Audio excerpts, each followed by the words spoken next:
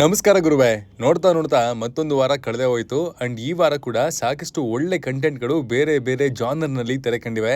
And ಅದೆಲ್ಲವನ್ನ ನೋಡಿದ ನಮಗೆ ಯಾವುದೆಲ್ಲ ಇಷ್ಟ ಆಯಿತು, ಯಾವುದು ನಿಮ್ಮ ಟೈಮನ್ನು ಡಿಸರ್ವ್ ಮಾಡುತ್ತೆ, ಎಲ್ಲವನ್ನ ಈ ಖಡಕ್ OTT ರೆಕಮೆಂಡೇಶನ್ ವಿಡಿಯೋದಲ್ಲಿ ಹೇಳಕ್ ಬಂದಿದ್ದೀನಿ. ಇನ್ಯಾಕ್ ತಡ, ಶುರು ಮಾಡ್ಕೊಳ್ಳೋಣ ಬನ್ನಿ. ಹಾಯ್ ಎಲ್ರಿಗೂ ನಮಸ್ಕಾರ ಅಂಡ್ ವೆಲ್ಕಮ್ ಟು ಖಡಕ್ ಸಿನಿಮಾ. ನುಕ್ಕದ್ ನಾಟಕ್ ಕಾಲೇಜ್ ಕ್ಯಾಂಟೀನ್ ಕಳ್ಳತನದಿಂದ ಸ್ಟಾರ್ಟ್ ಆಗಿ ಸ್ಟ್ರೀಟ್ ಥಿಯೇಟರ್ವರೆಗೂ ಹೋಗುವಂತಹ ಜರ್ನಿ ಇದು. ಒಂದು ಕಾಲೇಜ್ ಡ್ರಾಮಾ ಅನ್ನೋದಕ್ಕಿಂತ ಇದೊಂದು ರಿಯಾಲಿಟಿ ಚೆಕ್ ಅಂತಾನೆ ಹೇಳ್ಬೋದು. ಶಿವಾಂಗ್ ಹಾಗೂ ಮಾಲ್ಶ್ರೀ ಕಾಲೇಜ್ನಲ್ಲಿ ಕ್ಯಾಂಟೀನ್ ರಾಬರಿಯಲ್ಲಿ ಸಿಕ್ಕಿಬಿದ್ದಂತಹ ಇವರನ್ನ ಕಾಲೇಜ್ನವರು ಸಸ್ಪೆಂಡ್ ಮಾಡ್ತಾರೆ. ಅಂಡ್ ಅದಾದ ನಂತರ ಅವರೊಂದು ಸ್ಟ್ರೀಟ್ ಥಿಯೇಟರ್ ಗ್ರೂಪ್ಗೆ ಸೇರ್ಕೊಳ್ತಾರೆ. ಅಲ್ಲಿಂದ ಮುಂದೇನಾಯ್ತು, ಇವ್ರು ಫೇಸ್ ಮಾಡಿದ ಚಾಲೆಂಜಸ್ ಏನು ಅನ್ನೋದನ್ನೆಲ್ಲ ನೀವು ಸಿನಿಮಾ ನೋಡೇ ತಿಳ್ಕೊಬೇಕು. Cinema raw and grounded feel ಅನ್ನ ಕೊಡ್ತಾ ಪಾತ್ರಗಳೊಟ್ಟಿಗೆ ನಿಮ್ಮನ್ನ ಕನೆಕ್ಟ್ ಮಾಡಿಸುತ್ತೆ. ಅಂಡ್ ಕತೆ ಅಲ್ಲಲ್ಲಿ ಹಿಂದೆ ಮುಂದೆ ಹೆಚ್ಚು ಕಮ್ಮಿ ಆದ್ರೂ ಇಲ್ಲಿನ ಕ್ಯಾರೆಕ್ಟರ್ಸ್ಗೆ ಚೆನ್ನಾಗಿ ಕನೆಕ್ಟ್ ಆಗಿದ್ರಿಂದ ಅವು ಯಾವುದು ಫೀಲ್ ಆಗೋದಿಲ್ಲ. ಈ ಕ್ಯಾಶುಯಲ್ ಕಾಲೇಜ್ ಡ್ರಾಮಾಸ್ ನ ಇಷ್ಟಪಡೋರ್ಗೆ ಖಡಕ್ ಸಿನಿಮಾದ ಪ್ರಕಾರ ಇದೊಂದು ಡೀಸೆಂಟ್ ವಾಚ್. 6.1 IMDb ರೇಟಿಂಗ್ಸ್ ನೊಂದಿಗೆ ನೆಟ್ಫ್ಲಿಕ್ಸ್ ನಲ್ಲಿ ಹಿಂದಿ ಭಾಷೆಯಲ್ಲಿ ಅವೈಲಬಲ್ ಇದೆ. ಜೇಸಿ ದ ಯೂನಿವರ್ಸಿಟಿ ಇದು ಚೇತನ್ ಜೈರಾಮ್ ಅವರು ಡೈರೆಕ್ಟ್ ಮಾಡಿರುವಂತಹ ಸಿನಿಮಾ. ಸೂರ್ಯ ಪ್ರಖ್ಯಾತ್, ಭಾವನಾ ಎಸ್ ರೆಡ್ಡಿ ಇನ್ನು ಮುಂತಾದವರು ಲೀಡ್ ರೋಲ್ಸ್ ಗಳಲ್ಲಿ ಕಾಣಿಸ್ಕೊಂಡಿದ್ದಾರೆ. ಇಲ್ಲಿ ನಮ್ಮ ಕಥಾನಾಯಕನ ಹೆಸರು ಮ್ಯಾಡಿ. ಅವನ ಲೈಫಲ್ಲಿ ತನ್ನಷ್ಟಕ್ಕೆ ತಾನು ಆರಾಮಾಗಿರುವಂತಹ ಹುಡುಗ. ಒಂದು ಆಕಸ್ಮಿಕ ಘಟನೆಯಿಂದ ಇವನು ಜುಡಿಷಿಯಲ್ ಕಸ್ಟಡಿಗೆ ಹೋಗ್ಬೇಕಾಗಿ ಬರುತ್ತೆ. ಅದ್ ಯಾಕೆ, ಯಾರದಕ್ ಕಾರಣ, ಆಕ್ಚುಲ್ ಆಗಿ ನಡೆದಿರೋದಾದ್ರೂ ಏನು ಅನ್ನೋದನ್ನ ನೀವು ಈ ಸಿನಿಮಾ ನೋಡೇ ತಿಳ್ಕೊಬೇಕು. ಸಿನಿಮಾದಲ್ಲಿ ಕನ್ವೆ ಮಾಡಿದಂತಹ ಮೆಸೇಜು, ಇಲ್ಲಿನ ಕೆಲವು ಡೈಲಾಗ್ಸ್ಗಳು, ಅವು ಬರುವಂತಹ ಟೈಮಿಂಗು ಎಲ್ಲವೂ ಸಖತ್ ಅರ್ಥಪೂರ್ಣವಾಗಿತ್ತು ಅಂತ ಹೇಳ್ಬೋದು. ಇಲ್ಲಿನ ಸ್ಕ್ರೀನ್ ಪ್ಲೇ ಕೂಡ ಸಖತ್ ಗ್ರಿಪ್ಪಿಂಗ್ ಆಗಿತ್ತು, ಎಂಗೇಜಿಂಗ್ ಆಗಿತ್ತು ಅಂತ ಹೇಳ್ತೀನಿ. ಖಡಕ್ ಸಿನಿಮಾದ ಪ್ರಕಾರ ಇದೊಂದು ಎಂಟರ್ಟೈನಿಂಗ್ ವಾಚ್. 7 IMDb ರೇಟಿಂಗ್ ನೊಂದಿಗೆ ಸನ್ನೆಕ್ಸ್ಟ್ ಅಲ್ಲಿ ಅವೈಲಬಲ್ ಇದೆ. ಅಪೆಕ್ಸ್ ಇದು ಸರ್ವೈವಲ್ ಡ್ರಾಮಾಗೆ ಸೇರುವಂತಹ ಸಿನಿಮಾ. ಇಲ್ಲಿನ ಮುಖ್ಯ ಪಾತ್ರಧಾರಿಯ ಹೆಸರು ಸಾಶಾ. ಒಂದು ಟ್ರಾಜಿಕ್ ಆಕ್ಸಿಡೆಂಟ್ ನಲ್ಲಿ ತನ್ನ ಪಾರ್ಟ್ನರ್ ಟಾಮಿನ ಕಳ್ಕೊತಾಳೆ. ಅಂಡ್ ಈ ಘಟನೆ ಅವಳನ್ನ ಸಖತ್ ಬ್ರೇಕ್ ಮಾಡಿದೆ. ಇದರಿಂದ ರಿಕವರ್ ಆಗ್ಬೇಕು ಅಂತ ಆಸ್ಟ್ರೇಲಿಯಾದ ಒಂದು ರಿಮೋಟ್ ಪ್ಲೇಸ್ಗೆ ಬಂದಂತಹ ಇವಳು ಏನೇನ್ ಎದುರಿಸಬೇಕಾಗಿ ಬರುತ್ತೆ. ಈ ನಾರ್ಮಲ್ ಅನ್ಸುವಂತಹ ಕತೆ ಸರ್ವೈವಲ್ ಥ್ರಿಲ್ಲರ್ ಆಗಿ ಬದಲಾದದ್ದು ಹೇಗೆ ಅನ್ನೋದನ್ನ ನೀವು ಸಿನಿಮಾ ನೋಡೇ ತಿಳ್ಕೊಬೇಕು. ಚಾರ್ಲಿಸ್ ಥೆರಾನ್ ಅವರು ಇಲ್ಲಿ ನಿಭಾಯಿಸಿರುವಂತಹ ಪಾತ್ರಕ್ಕೆ ಫಿಸಿಕಲಿ ಸಾಕಷ್ಟು ಶ್ರಮ ಬೇಕು. ಬೆಟ್ಟಗಳು, ಅದರ ನಡುವೆ ಬರುವಂತಹ ಕ್ಲಿಫ್ಸು, ಇದನ್ನೆಲ್ಲ ಸಖತ್ ರಾ ಆಗಿ ರಿಯಲಿಸ್ಟಿಕ್ ಆಗಿ ಪ್ರೆಸೆಂಟ್ ಮಾಡಿದ್ದಾರೆ. ವಿಜುವಲಿ ಇದೊಂದು ಬ್ರೆತ್ ಟೇಕಿಂಗ್ ಸಿನಿಮಾ. ಇಲ್ಲಿರುವಂತಹ ಓನ್ಲಿ ಪ್ರಾಬ್ಲಮ್ ಅಂದ್ರೆ ಕಥೆಯ ಪ್ರೆಡಿಕ್ಟಬಿಲಿಟಿ. ಖಡಕ್ ಸಿನಿಮಾದ ಪ್ರಕಾರ ಇದೊಂದು ಇಂಟೆನ್ಸ್ ವಾಚ್. 6.4 IMDb ರೇಟಿಂಗ್ ಒಂದಿಗೆ ನೆಟ್ಫ್ಲಿಕ್ಸ್ ನಲ್ಲಿ ಇಂಗ್ಲಿಷ್, ಹಿಂದಿ ಭಾಷೆಯಲ್ಲಿ ಅವೈಲಬಲ್ ಇದೆ.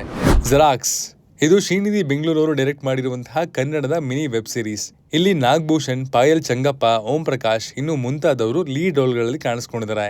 ಇಲ್ಲಿನ ಮುಖ್ಯ ಪಾತ್ರಧಾರಿಯ ಹೆಸರು ಪ್ರಕಾಶ. ದೊಡ್ಡಪ್ಪ ಹಾಕೊಟ್ಟಿರುವಂತಹ ಜೆರಾಕ್ಸ್ ಅಂಗಡಿಯಲ್ಲಿ ಕೆಲಸ ಮಾಡ್ತಾ ಇರ್ತಾನೆ.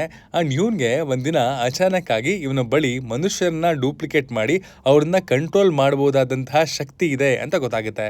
ಅಲ್ಲಿಂದ ಮುಂದೇನಾಯ್ತು, ಈ ಶಕ್ತಿನ ಅವನು ಬಳಸ್ಕೊಂಡಿದ್ದು ಯಾವುದಕ್ಕೋಸ್ಕರ ಅನ್ನೋದನ್ನೆಲ್ಲ ನೀವು ಸೀರೀಸ್ ನೋಡಿ ತಿಳ್ಕೊಬೇಕು. ಇಲ್ಲಿನ ಬಿಗ್ಗೆಸ್ಟ್ ಪಾಸಿಟಿವ್ ಅಂದ್ರೆ ಇಲ್ಲಿನ ಕಾನ್ಸೆಪ್ಟು. ಒಂದ್ ಒಳ್ಳೆ ಚೌಕಟ್ ಕಟ್ಕೊಂಡು ಪಾತ್ರಗಳನ್ನ ಇಟ್ಟು ಕಥೆಯನ್ನ ಫನ್ನಿಯಾಗಿ ಪ್ರೆಸೆಂಟ್ ಮಾಡಿದ್ದಾರೆ. ಅಂಡ್ ಆ ಹ್ಯೂಮರ್ ವರ್ಕ್ ಆಗುತ್ತೆ. ಪಾತ್ರಗಳು, ಅವರು ಸಿಗಾಕೊಂಡಿರುವಂತಹ ಸನ್ನಿವೇಶಗಳು ಎಲ್ಲವೂ ಕನೆಕ್ಟ್ ಆಯ್ತು. ಬಟ್ ಸೀರೀಸ್ ಕೊನೆಯಲ್ಲಿ ಸಖತ್ ಬೇಗ ಕಥೆನ ಮುಗಿಸ್ಬಿಟ್ರು ಅನ್ನುವಂತಹ ಫೀಲ್ ಬಂದಿದ್ದು ಖಂಡಿತ.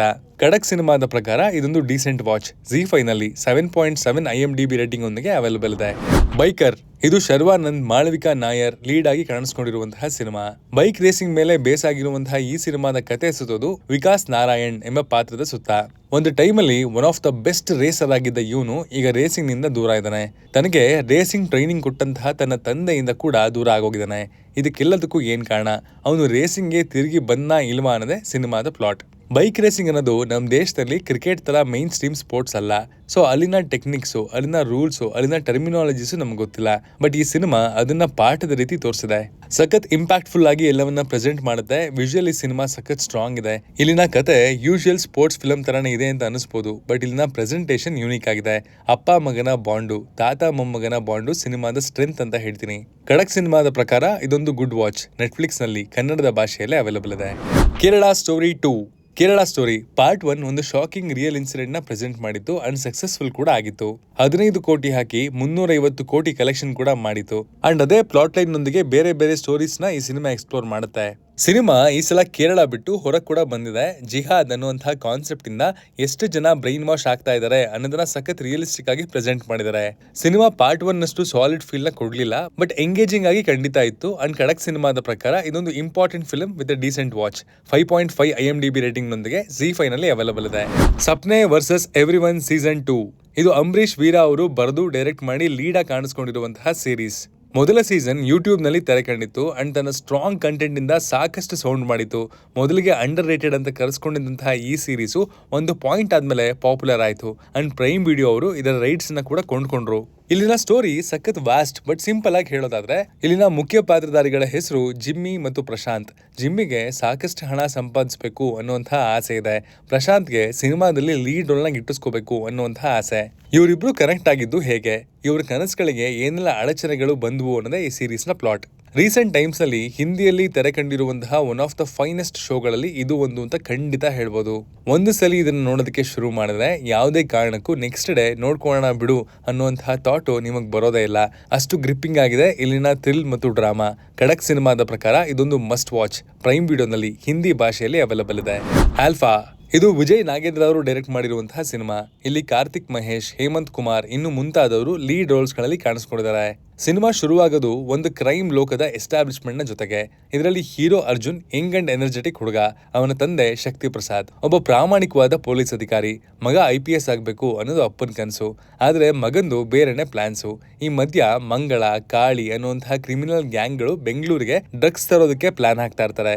ಈ ಗ್ಯಾಂಗು ಮತ್ತು ಈ ಫ್ಯಾಮಿಲಿ ಹೇಗೆ ಮುಖಾಮುಖಿ ಆದ್ರು ಅಂಡ್ ಇವರ ಮಧ್ಯೆ ಜಗಳ ಶುರುವಾಗಿ ಎಲ್ಲಿಗೆ ಹೋಗುತ್ತೆ ಅನ್ನೋದೇ ಸಿನಿಮಾದ ಪ್ಲಾಟ್. ಹೇಮಂತ್ ಕುಮಾರ್ ಅವರ ಡೆಬ್ಯೂ ಸಿನಿಮಾ ಇದಾಗಿದ್ರು ಆ ಫೀಲು ಎಲ್ಲೂ ಬರಲ್ಲ. ತಮ್ಮ ಪರ್ಫಾರ್ಮೆನ್ಸ್ ಮತ್ತು ಫಿಸಿಕ್ ಇಂದ ಸಿನಿಮಾನ ಎಲಿವೇಟ್ ಮಾಡಿದ್ದಾರೆ ಅಂತ ಹೇಳ್ತೀನಿ. ಸಿನಿಮಾ ಸ್ಟಾರ್ಟಿಂಗ್ ಅಲ್ಲಿ ಕತೆ ಕೋರ್ಗೆ ಬರೋದಕ್ಕೆ ಒಂದು ಸ್ವಲ್ಪ ಜಾಸ್ತಿನೇ ಟೈಮ್ ಅನ್ನ ತಗೊಳುತ್ತೆ. ಬಟ್ ಒನ್ಸ್ ಅದು ಕತೆ ಕೋರ್ಗೆ ಎಂಟರ್ ಆದ್ಮೇಲೆ ಸಿನಿಮಾ ಡೀಸೆಂಟ್ಲಿ ಎಂಗೇಜಿಂಗ್ ಆಗಿತ್ತು ಅಂತ ಹೇಳ್ಬೋದು. ಸಿನಿಮಾ ಒಂದು ಹಂತದ ನಂತರ ಸಖತ್ ಪ್ರೆಡಿಕ್ಟಬಲ್ ಆಗೋಯ್ತು ಅನ್ನೋದು ಮಾತ್ರ ಇಲ್ಲಿನ ಪ್ರಾಬ್ಲಮ್. ಖಡಕ್ ಸಿನಿಮಾದ ಪ್ರಕಾರ ಇದೊಂದು ಡೀಸೆಂಟ್ ವಾಚ್. 8.9 IMDb ರೇಟಿಂಗ್ ನೊಂದಿಗೆ ಪ್ರೈಮ್ ವಿಡಿಯೋನಲ್ಲಿ ಅವೈಲಬಲ್ ಇದೆ. ಹಸಿ ಇದು ತಾಪ್ಸಿ ಪನ್ನು ಅವರು ಲೀಡಾಗಿ ಕಾಣಿಸ್ಕೊಂಡಿರುವಂತಹ ಹಿಂದಿಯ ಸೋಷಿಯಲ್ ಡ್ರಾಮಾ ಸಿನಿಮಾ. ನಮ್ಮ ಭಾರತದಲ್ಲಿ ಪ್ರತಿದಿನ 80 ರೇಪ್ ಕೇಸ್ಗಳು ರಿಪೋರ್ಟ್ ಆಗ್ತವೆ ಅಂಡ್ ಈ ಸಿನಿಮಾದ ಟೈಟಲ್ ಕೂಡ ಈ ನಂಬರ್ ಇಂದಾನೆ ಇಟ್ಟಿರೋದು. ಸಿನಿಮಾದ ಕತೆ ಸುತ್ತೋದು ಒಂದು ಗ್ಯಾಂಗ್ ರೇಪ್ ಸರ್ವೈವರ್ನ ಸುತ್ತ. ಆ ಘಟನೆಯ ಆಫ್ಟರ್ ಇನ್ಸಿಡೆಂಟ್ ಏನು, ಇದನ್ನ ಬೆಸಗಿರೋ ನೀಚರು ಯಾರು, ಅವರಿಗೆ ತಕ್ಕ ಶಿಕ್ಷೆ ಆಯ್ತಾ ಇಲ್ವಾ ಅನ್ನೋದೇ ಸಿನಿಮಾದ ಪ್ಲಾಟ್. ಸಿನಿಮಾದ ಲೆಂತು 2 ಗಂಟೆ ಮಾತ್ರ. ಸೊ ಸಿನಿಮಾ ಎಲ್ಲೂ ಟೈಮ್ ವೇಸ್ಟ್ ನ ಮಾಡಿಸಲ್ಲ, ಕಥೆಯಲ್ಲಿ ಇನ್ವೆಸ್ಟ್ ಮಾಡಿಸುತ್ತೆ. ಇಲ್ಲಿನ ವಯೋಲೆನ್ಸ್ ನ ಸಖತ್ ರಾ ಆಗಿ ತೋರಿಸಲಾಗಿದೆ. ಇಲ್ಲಿನ ಕೆಲವು ವಿಜುವಲ್ಸು ನಿಮ್ಮ ರಕ್ತವನ್ನ ಕೂಡ ಕುದಿಯೋ ರೀತಿ ಮಾಡ್ತವೆ ಅಂದ್ರೆ ತಪ್ಪಾಗಲ್ಲ. ಸಿನಿಮಾದಲ್ಲಿ ಒಳ್ಳೆ ಪರ್ಫಾರ್ಮೆನ್ಸಸ್ ನ ಜೊತೆಗೆ ಇಂಟೆನ್ಸ್ ಕೋರ್ಟ್ ರೂಮ್ ಡ್ರಾಮಾ ಕೂಡ ರನ್ ಆಗುತ್ತೆ, which was interesting to watch.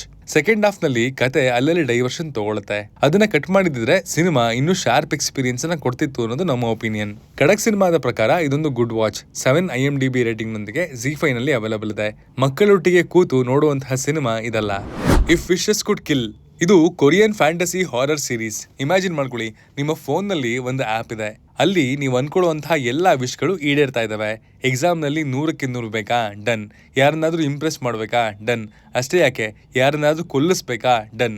So ಇದೇ ಕಾನ್ಸೆಪ್ಟ್ ಮೇಲೆ ಈ ಸೀರೀಸು ಬೇಸ್ ಆಗಿರೋದು. ಒಂದು ವರ್ಗಕ್ಕೆ ಈ ತರದ ಆಪ್ ಸಿಕ್ಕಾಗ ಏನಾಯ್ತು, ಇದೆಲ್ಲ ಹೇಗ್ ಸಾಧ್ಯ ಅನ್ನೋದನ್ನೆಲ್ಲ ನೀವು ಈ ಸೀರೀಸ್ ನೋಡೇ ತಿಳ್ಕೊಬೇಕು. ಸೀರೀಸ್ ನ ಬಗ್ಗೆ ಸಾಕಷ್ಟು ಫ್ರೆಂಡ್ಸ್ ಮಾತಾಡ್ತಾ ಇದ್ರು ಅಂಡ್ ಅವರೇ ರೆಕಮೆಂಡ್ ಕೂಡ ಮಾಡಿದ್ದು. ಇನಿಷಿಯಲಿ 0 ಎಕ್ಸ್ಪೆಕ್ಟೇಷನ್ಸ್ ನೊಂದಿಗೆ ಈ ಸೀರೀಸ್ ಅನ್ನ ಶುರು ಮಾಡಿದ ನನಗೆ ಹೆವಿ ಸರ್ಪ್ರೈಸ್ ಆಯ್ತು. ಎಂಟರ್ಟೈನ್ಮೆಂಟು, ಥ್ರಿಲ್ಲು, ಸಸ್ಪೆನ್ಸು ಎಲ್ಲದರ ಪ್ಯಾಕೇಜಿಂಗ್ ಇಲ್ಲಿ ಸಖತ್ತಾಗಿ ಮೂಡ್ ಬಂದಿದೆ. ಕತೆ ಸಾಗುವಂತಹ ಗತಿ ಸ್ವಲ್ಪ ಕಮ್ಮಿ, ಬಟ್ ಅದು ಅಷ್ಟಾಗಿ ನೆಗೆಟಿವ್ ಸೈಡ್ ಅಂತ ಅನ್ಸಲ್ಲ. ಖಡಕ್ ಸಿನಿಮಾದ ಪ್ರಕಾರ ಇದೊಂದು ಗುಡ್ ವಾಚ್. ನೆಟ್ಫ್ಲಿಕ್ಸ್ ನಲ್ಲಿ ಇಂಗ್ಲಿಷ್, ಕೊರಿಯನ್, ಹಿಂದಿ ಭಾಷೆಗಳಲ್ಲಿ ಅವೈಲಬಲ್ ಇದೆ ವಿತ್ 7.2 IMDb ರೇಟಿಂಗ್ಸ್. ಈ ವಾರದ ಮಸ್ಟ್ ವಾಚ್ OTT ಕಂಟೆಂಟ್ಗಳು ಯಾವುದು ಅಂತ ಕೇಳೋದಾದ್ರೆ ಸಪ್ನೆ ವರ್ಸಸ್ ಎವ್ರಿವನ್ ಸೀಸನ್ 2. ಸೀಸನ್ 1 ನೋಡಿಲ್ಲ ಅಂದ್ರೆ ನೋಡಿ, ಸಕ್ಕತ್ತಾಗಿದೆ. If wishes could kill, xerox ಹಾಗೂ ಕೇರಳ ಸ್ಟೋರಿ 2 ಇದನ್ನ ನೀವು ಎಂಜಾಯ್ ಮಾಡ್ತೀರಾ ಅಂತ ನಾನು ಸಜೆಸ್ಟ್ ಮಾಡ್ತೀನಿ. ಇದಾಗಿತ್ತು ಈ ವಾರದ OTT ರೆಕಮೆಂಡೇಶನ್ಸ್. ನೀವು ಲಿಸ್ಟ್ ಅಲ್ಲಿ ಯಾವ್ದನ್ನೆಲ್ಲ ನೋಡಿದಿರಾ, ಯಾವ್ದನ್ನೆಲ್ಲ ನೋಡ್ಬೇಕು ಅಂತ ಅನ್ಕೊಳ್ತಾ ಇದ್ದೀರಾ, ಎಲ್ಲವನ್ನ ಕಮೆಂಟ್ ಮಾಡಿ ತಿಳಿಸಿ. Signing off, Manu.